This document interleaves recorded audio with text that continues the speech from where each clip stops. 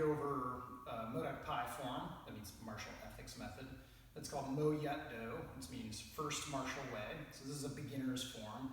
I already did a series on the basic moves and the basic principles behind the form, breathing, and then tension and relaxation. So those are kind of the two basic themes of the form. You can spend forever with that.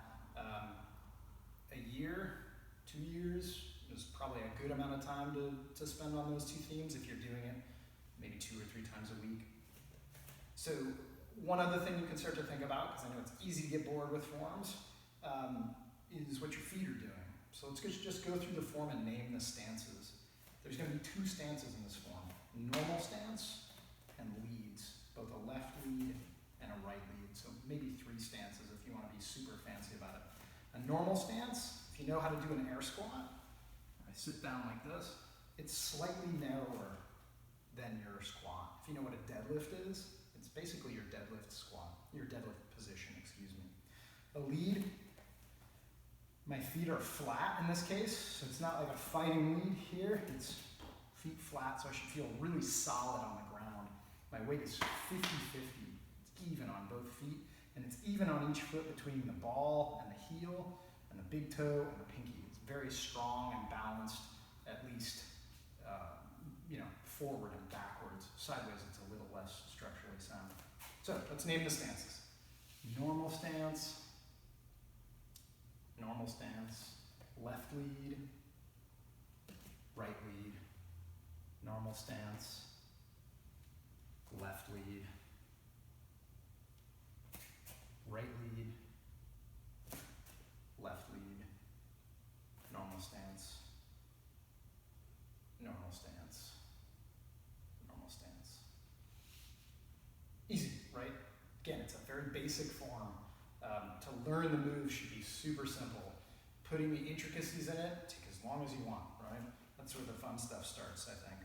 So now let's look at one concept we can work with the footwork, which is rotation of our feet. So to generate power, we twist our feet into the ground. You do this when you pick something up heavy, like if you're weightlifting, like a squat, or a deadlift, or if you're doing martial arts, like a human, so you're gonna pick them up to throw them. And one of the ways you generate power is to twist into the ground, right? So we're mostly gonna talk about external rotation, which is moving your foot towards your pinky toe, but there are a couple of places in this form where you internally rotate your foot, so you move towards the big toe.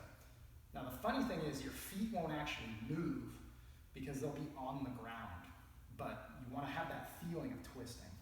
So when I'm relaxed, like here, I shouldn't have that feel of my feet twisting. But then when I go into this tension section, now both my feet are externally rotating. Then they're relaxed, so just kind of plopped on the ground with as little effort as possible. And then they're twisting externally, just sitting on the ground, twisting externally, sitting on the ground, twisting externally, sitting on the ground, twisting externally. Now here's where we've got some internal rotation going on.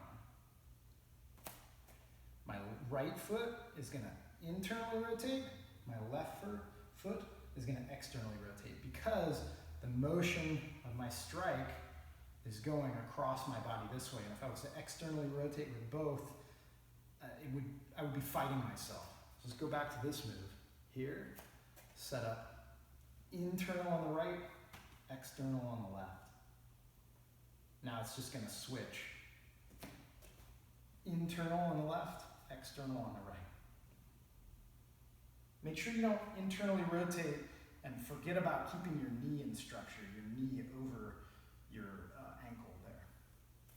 And then it goes back to the easy stuff. Externally rotate, just sitting on the ground. Externally rotate, just sitting on the ground. Externally rotate. So I hope that makes sense. Those terms, externally and internally rotate, I'm not trying to sound fancy by using those. I hope I sound fancy, that's fabulous. But that's, again, a way of generating power that's shared across all movement disciplines. It's called torque. So I hope that helps, and that gives you some ideas to work with for footwork for Mo Yut.